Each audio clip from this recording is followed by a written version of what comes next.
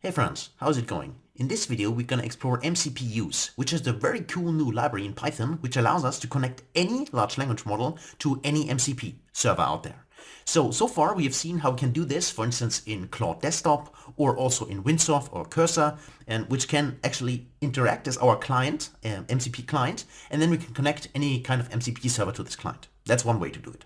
But this library here is probably the easiest way, which allows us to connect any large language model we have. So either OpenAI or Anthropic's Claude, or also open source ones like Llama models from Meta, for instance, and connect those as actually the model itself as our client directly to MCP servers. And that's what this library allows us to do. So kudos to the creator of the libraries. And so please check that out and also give them a star on GitHub. So let me show you how that works. I also already opened it in my editor. So there it is. And basically what we need is we need to install it. You can simply install it via UV or via pip, which is MCP use in this case.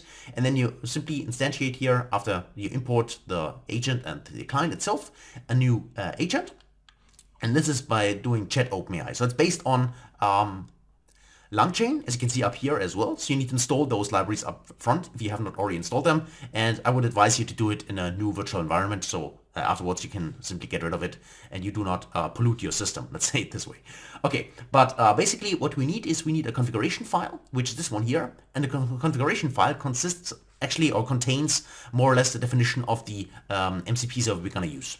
So as an example, I'm using here the Airbnb MCP server, which is exactly the same example they have on the GitHub. So I can show you how that looks like. So it's basic configuration like that.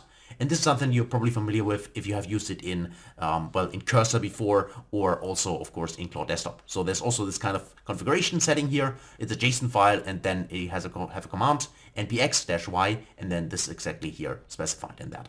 So that's basically that for Airbnb. And then basically if we have a closer look to the file itself, so this one here, so we instantiate the client, we load the configuration file for the client, which I've shown you just a second ago, and then you specify a model. And you can see here there are various models out there. In this case, I'm going with the GPT-4 option. And if you use GPT-4o, so OpenAI, then of course you also need to have an environment variable here where you have your code, of course, secured. Same is true for Anthropic, but you can also do it with chat and this Grok. If you use Grok, there's Grok OpenAI key. You can use this for free. You just need to sign up at Grok. So that's it basically. And then I specify here just a question. So find a nice apartment in San Francisco for weekends. Stay for the weekend of May 2025, Friday to Sunday. In this case, show me 2 great options and also give me the price per night. So that's a question. And then you can specify the steps. So how many steps do you want AI theoretically to take? It will not take 30 steps, but you can adjust this number if you want. And then you basically run it with the async.io library. And that's basically it. So if you just then go in here and you just run this as an example, I'm going to show you the result. I just run it now, and now it's talking directly, so the large language model to the MCP server, and shouldn't take too long, and then we get some kind of result up here or down there in this case the command line. Of course, you can also use any other kind of framework, a better front end for that, but you can see here already it gives me a result. And if we take a closer look, there we have 2 options, option 1 and option 2. And we also get the reviews and also the price per night. In this case in Europe, well, I'm located in Germany, so basically that's the price I kind of see here. But that's basically it. So kudos again to the creator of this library.